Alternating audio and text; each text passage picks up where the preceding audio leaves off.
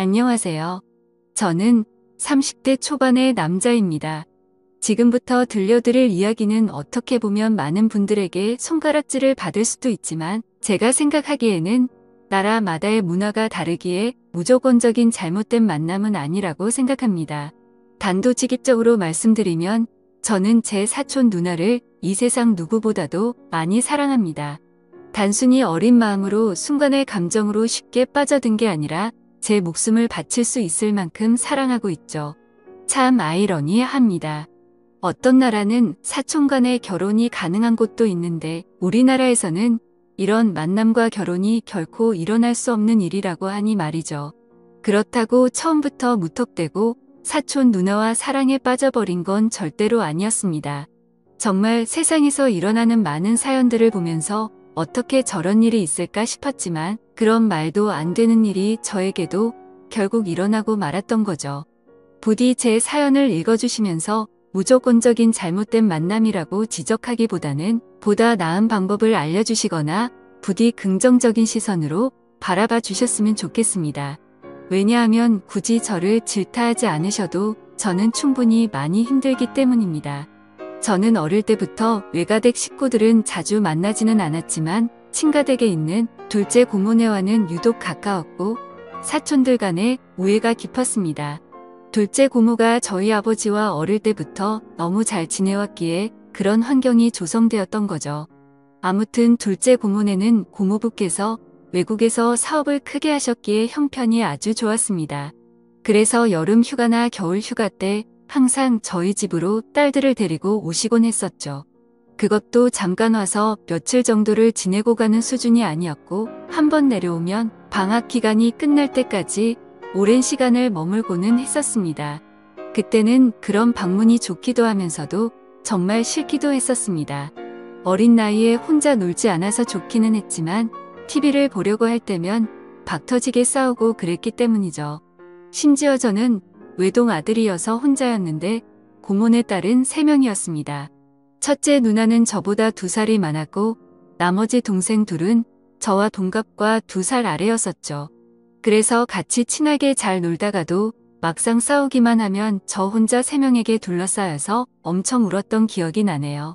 그리고 첫째 누나가 저보다 나이도 많았었고 그때 당시에는 누나가 저보다 키도 컸고 힘도 강했기 때문에 저는 말 한마디 대꾸도 할 수가 없었고 억울한 감정이 많이 들었습니다.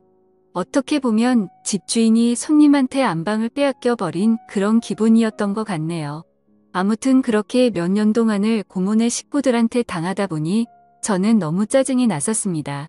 학교를 다닐 때는 충분한 시간이 주어지지 않아서 실컷 놀지 못하다가 방학에 실컷 놀려고 하면 고모네가 와서 사촌들에게 제 놀이 수단을 모든 걸 빼앗겼기 때문이었죠.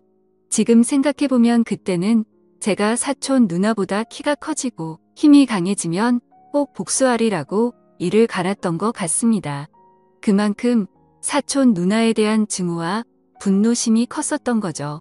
그런데 결국에는 제 바람과 달리 그런 복수는 이루어질 수가 없었습니다. 왜냐하면 그렇게 친하게 지내던 고모네는 고모부와의 상의 끝에 미국으로 이민을 가기로 했기 때문이었죠. 그렇게 저는 나름대로 평화를 쟁취하게 되었고 나이가 들어갈수록 그런 기억들은 희미해져 갔습니다.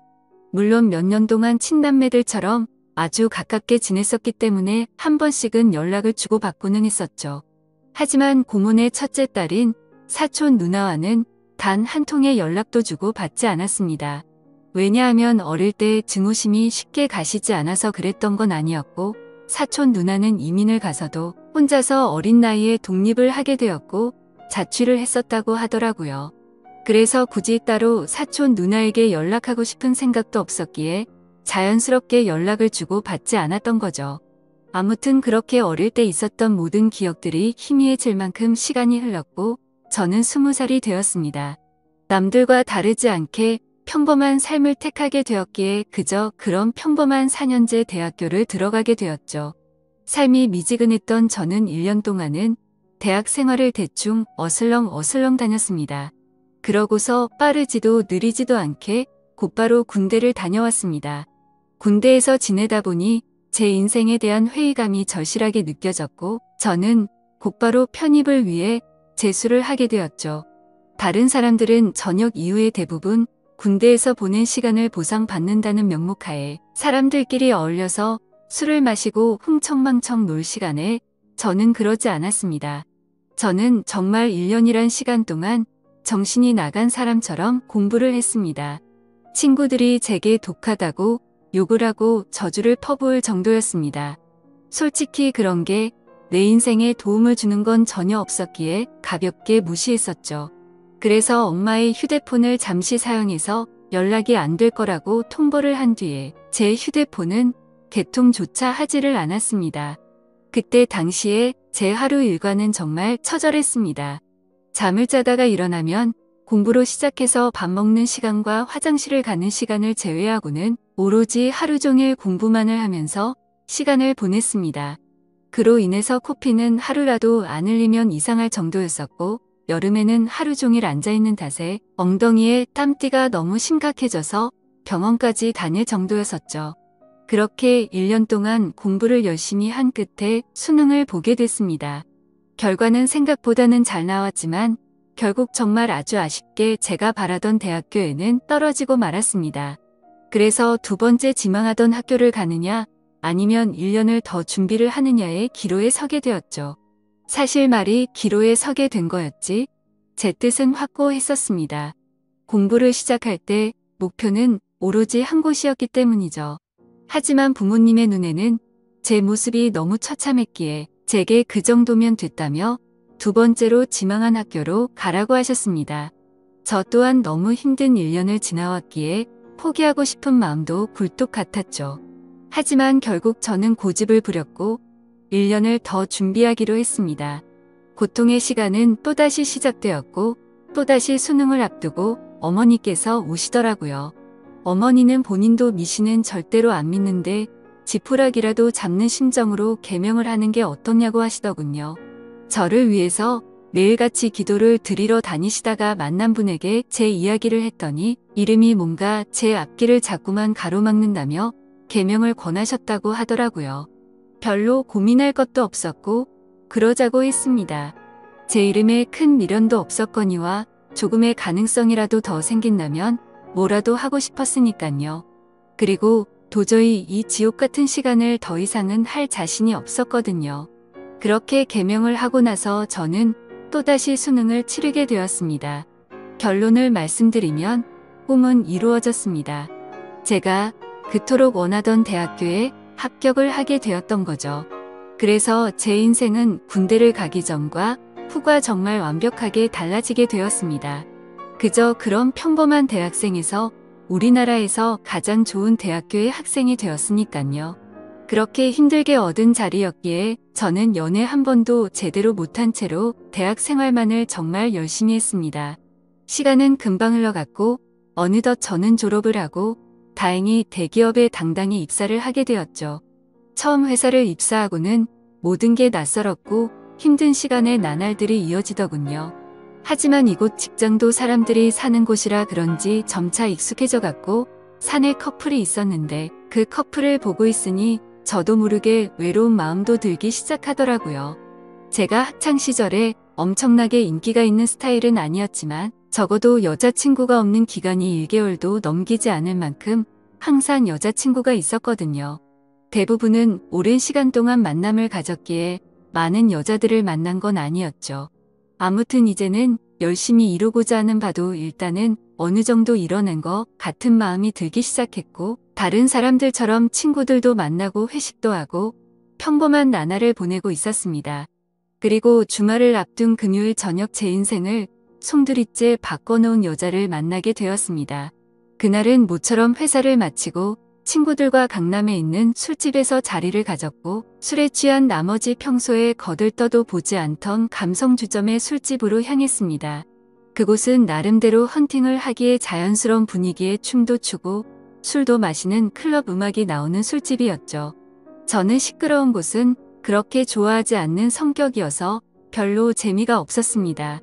그런데 참 눈이 즐겁긴 하더라고요. 어린 사람들이 신나게 꾸미고 와서 그런지 하나같이 잘생기고 예쁜 사람들 투성이었죠. 그렇게 한참을 놀다가 제 눈에 띄는 한 사람이 있었는데 그녀를 보자마자 첫눈에 사랑에 빠지는 기분이 들었습니다. 왜 그렇게 생각할 정도였냐면 저는 평생 여자에게 번호를 물어본 적이 없었는데 그 여자를 놓치고 싶지 않은 마음에 정신이 나갔던 건지 저도 모르게 그녀에게 다가가서 대뜸 번호를 물어봤던 거죠. 그녀는 시끄러운 소리에네 라고 되물었고 저는 다시 한번 번호 좀 알려주실 수 없냐고 물어봤습니다. 그러자 그녀는 죄송한데 남자친구가 있다며 정중하게 거절을 하더라고요. 그때 돌아섰으면 됐을걸. 자존심 구겨지게 친구로라도 지내고 싶다며 재차 물어봤습니다. 그녀는 다시 한번 죄송하다고 하고는 그 자리를 떠나더군요. 생애 처음으로 번호를 따본 거였는데 거절을 당해서 너무 창피해 죽겠더라고요. 쥐구멍이라도 숨고 싶은 심정이 이런 건가 싶었습니다. 그런데 그런 창피한 감정보다도 그녀의 연락처를 받지 못한 게 더 상심이 컸습니다. 또다시 다가가서 말을 걸면 이상한 사람으로 볼까 봐서 차마 다가가지 못했죠. 그렇게 조용히 술을 마시면서 그날 그곳에서 오로지 그녀만 쳐다보다가 집으로 돌아갔습니다. 집에 와서도 용기를 다시 내볼 걸 그랬나 생각도 들었고 정말 아쉬운 마음에 밤새도록 잠을 설쳤었던 기억이 나네요. 사실 스쳐가는 인연이라고 생각하면 며칠 정도 지나면 금방 잊혀져야 정상인데 그로부터 3달 정도가 지났을 무렵에도 문득 그때 그날의 그녀가 생각나서 환장할 노릇이더라고요. 해변가에서 모래벌판에서 바늘 찾기라도 하는 심정으로 3달 사이에 10번도 넘게 그곳에 다시 가봤었습니다. 하지만 결코 다시 마주칠 수가 없어서 운명이 아닌가 보다 하고 포기하고 있었죠. 그렇게 아무 생각 없이 탕비실에서 커피를 타고 있다가 옆을 봤는데 드라마에서 보는 장면처럼 저는 너무나도 깜짝 놀라서 커피를 떨어뜨리고 말았습니다. 왜냐하면 그토록 찾아 헤매던 바로 그녀가 제 눈앞에 있었으니깐요. 그녀는 저를 보면서 이 사람이 왜 이러지 싶은 표정으로 저를 쳐다보고 있었고 저는 혹시라도 커피가 튀었을까봐 죄송하다고 고개를 숙여 사과를 했습니다. 그러자 그녀는 생긋 웃으며 저는 괜찮다며 본의 아니게 놀라게 해드려서 죄송하다고 하더라고요. 그렇게 어색한 인사를 뒤로하고 그녀의 명찰을 보니 저희 회사 명찰을 달고 있었습니다. 이게 웬걸 정말 하늘에서 내려준 운명이 이런 거구나 싶어서 너무 기뻤습니다. 기쁜 마음을 최대한 가라앉히며 조심스럽게 그녀에게 물어봤죠. 혹시 이번에 신입 공채로 들어오신 거냐고 물어보자 그녀는 고개를 끄덕이면서 잘 부탁드린다고 대답을 하더군요. 다행스럽게도 몇 달 전 제가 번호를 물어본 사람인 건 전혀 모르는 눈치더라고요.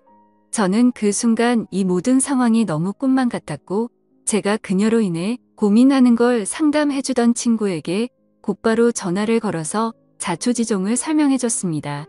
친구의 반응도 어떻게 그런 일이 있을 수가 있냐며 말도 안 된다고 말하면서 놀라더라고요.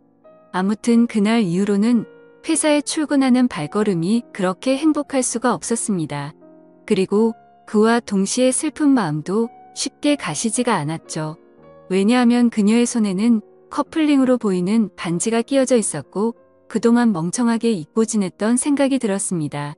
그녀는 제게 남자친구가 있었다고 한 사실이었죠.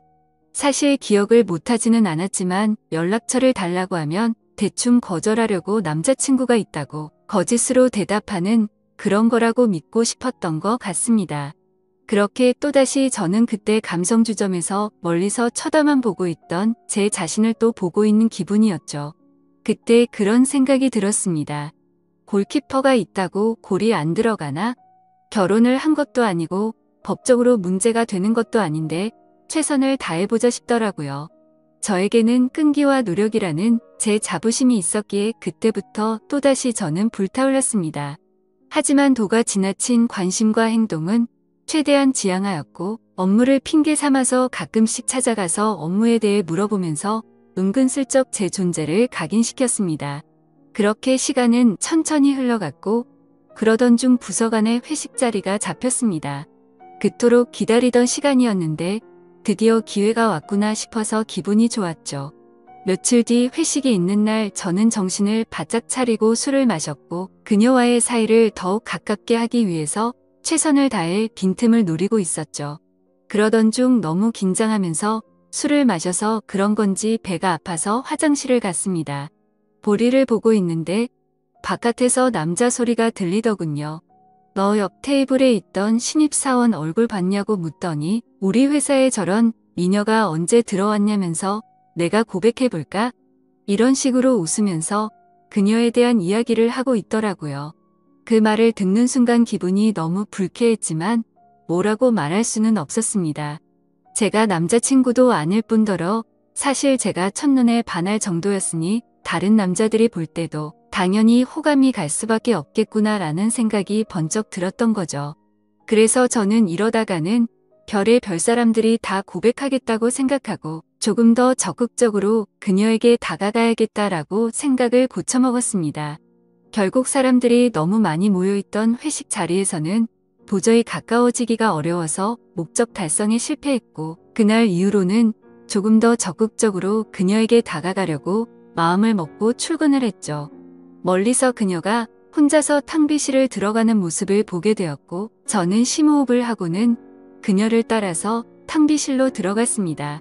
그런데 마침 탕비실에서 나오던 그녀의 커피가 제 와이셔츠에 쏟겨버리고 말았던 거죠. 순간적으로 깜짝 놀라긴 했지만 이게 무슨 횡재냐 싶었습니다. 그녀는 너무 깜짝 놀라면서 죄송하다면서 어떡하냐고 발을 동동 굴리는데 그 모습조차 너무 귀엽더라고요. 당황해하던 그녀는 제 옷을 빨아서 드라이 클리닝까지 해서 가져다 드릴 테니 자신에게 달라고 하더군요. 그래서 저는 탈의실에 있던 와이셔츠로 갈아입고서 점심시간에 맞춰서 그녀에게 제 셔츠를 전해줬습니다.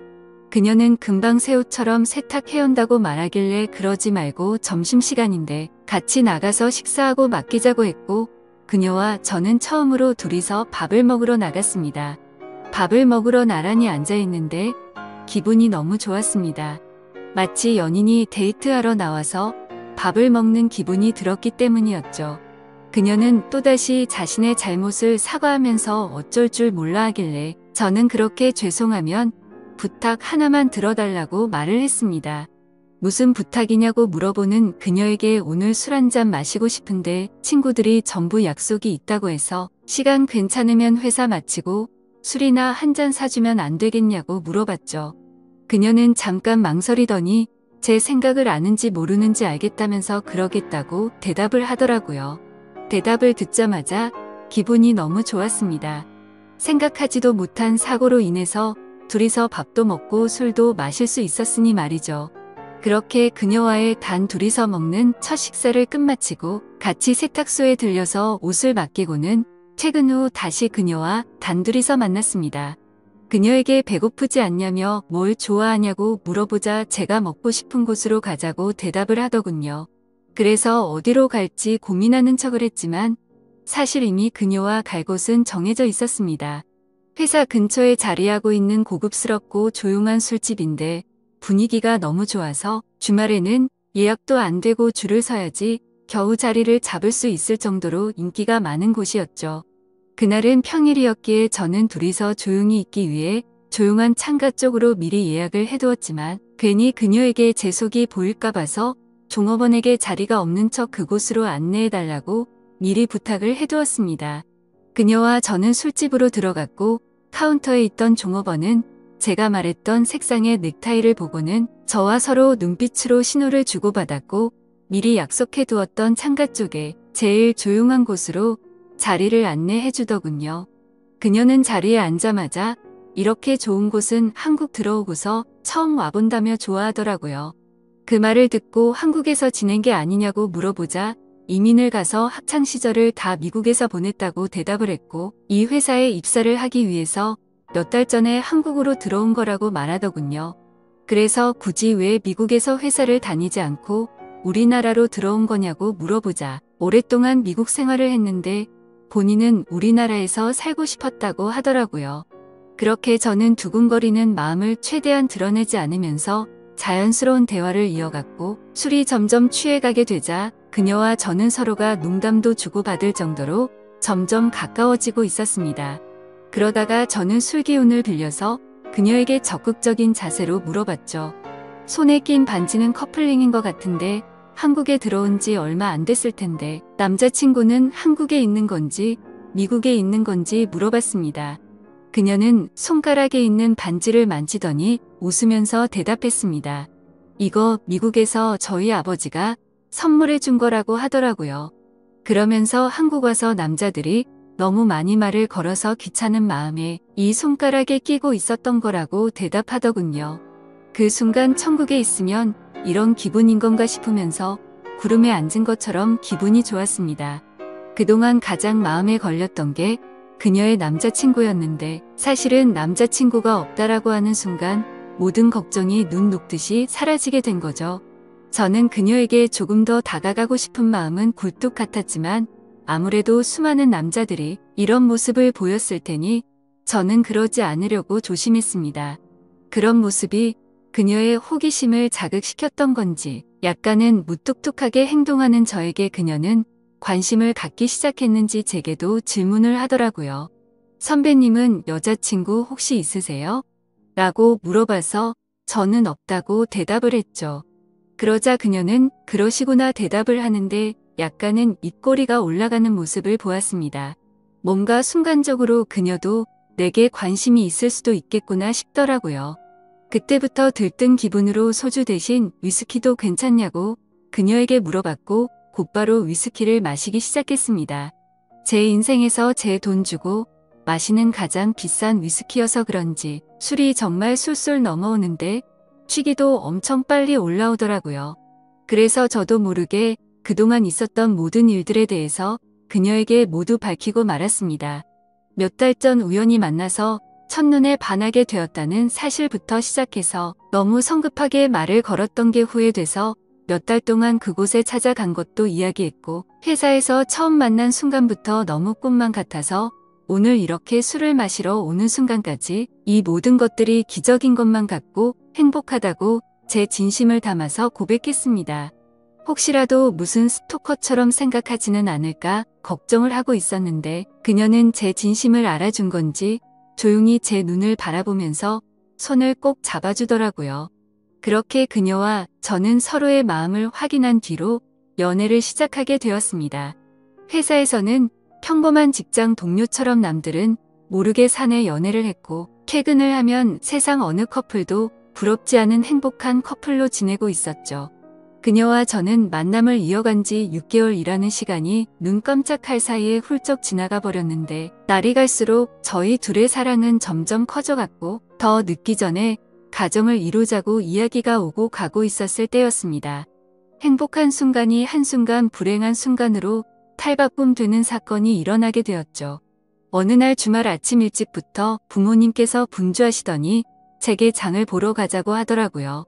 저는 별다른 생각 없이 부모님을 모시고 장을 보았고 오늘 무슨 일 있냐며 도대체 왜 이렇게 음식을 많이 하냐고 여쭤보았죠.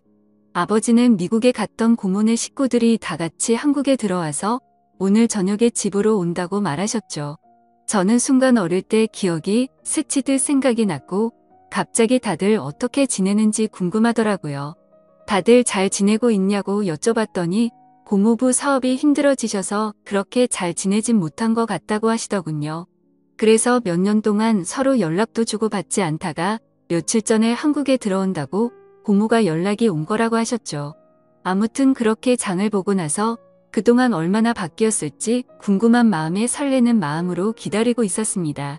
비록 15년 가까운 시간을 한 번도 보지는 못했지만 어릴 때 기억은 어렴풋이 남아 있었으니 말이죠. 그렇게 한참을 기다리다 보니 벨이 울려 퍼졌고 고모부와 고모 그리고 3명의 딸이 들어왔습니다. 그런데 그 순간 저는 망치로 얻어 맞은 것처럼 온몸이 굳어버리고 말았습니다. 그리고 마주하고 있던 한 명의 여자도 눈이 동그랗게 떠져서는 저를 바라보고 있었죠. 그 여자는 바로 제 여자친구이자 고모네의 첫째 딸인 제 사촌 누나였습니다. 순간적으로 둘 다 너무 놀랐지만 그 상황에서 아무 말도 할 수가 없겠더라고요. 식사를 하면서 이야기를 들어봤더니 고모부의 회사가 부도가 나게 되면서 미국에 있는 사업을 정리하고 지금 들어온 거였고 3명의 딸들은 1년 전에 먼저 한국에 왔다고 말씀하셨죠. 그리고 저와 사촌 누나가 같은 회사를 다니는 걸 알고는 둘이 마주친 적 없냐면서 놀라시는데 차마 할 말이 없었습니다. 마주치는 건 고사하고 우리가 연애를 한다는 걸 밝히면 누구 하나 뒷목 잡고 쓰러질 상황이었으니 말이죠. 그렇게 악몽 같은 시간이 지나가고 여자친구와 저는 주말 내내 서로에게 연락을 하지 못했습니다. 그리고 월요일에 출근을 했더니 여자친구는 병가를 내고 회사에도 나오지 않았더군요. 그래서 이대로 피해서는 도저히 안 되겠다 싶었고 저는 조퇴를 하고 여자친구가 혼자서 지내고 있는 집으로 찾아갔습니다. 비밀번호를 바꾼 게 아닐까 생각하면서 눌러봤더니 바꾸지는 않았더군요. 신발장을 보니 다른 사람은 역시나 없는 것 같았습니다. 고모부와 고모는 주말 동안 여자친구 집에 있다가 월요일 아침 일찍 두 딸이 지내고 있는 부산으로 내려간다고 했기에 여기에 안 계실 거란 걸 알고 있었죠. 천천히 문을 열고 들어서는데 암막 커튼으로 인해서 집안이 온통 깜깜했습니다. 저는 그 어둠에 대고 조용히 괜찮냐고 말을 꺼냈더니 그 순간 여자친구는 펑펑 울기 시작했습니다. 그런 모습을 보니까 저도 눈물이 나기 시작했고 서로가 끌어안고 한참을 울었습니다. 진지하게 서로가 앞으로 어떻게 할지에 대해서 말도 나누었습니다. 우리가 이렇게 만나는 게 맞는 걸까 아닐까 서로가 각자 한참을 생각해 보았지만 도저히 답이 나오지 않더군요. 저도 그렇고 여자친구도 지금 벌어진 이 상황이 너무 황당하고 하늘이 원망스러웠습니다. 사촌 간의 만남이 지구상에 있는 모든 사람에게 절대 안 된다란 정답이 정해져 있다면 군말 없이 따랐을 텐데 이런 경우에는 나라마다 다른데 이걸 어떻게 해야 하는 건지 너무 혼란스럽습니다.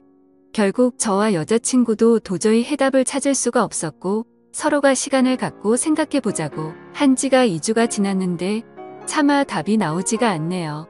지금은 서로 회사에서 마주쳐도 아무 말도 못하고 있는 상황이고요. 가슴이 터져버릴 만큼 답답한데 어떻게 하는 게 맞는 걸까요? 솔직히 저는 그녀를 너무 많이 사랑하고 제 목숨도 바칠 수 있기 때문에 부모님께는 너무 죄송스럽지만 여자친구와 저와의 사이를 모두에게 비밀로 하고 아무도 모르는 다른 나라로 이민을 가서 행복하게 살고 싶습니다. 만약 여러분들에게 벌어진 상황이라면 어떻게 하실 것 같으신가요? 많은 분들의 의견을 들어보고 싶습니다. 감사합니다.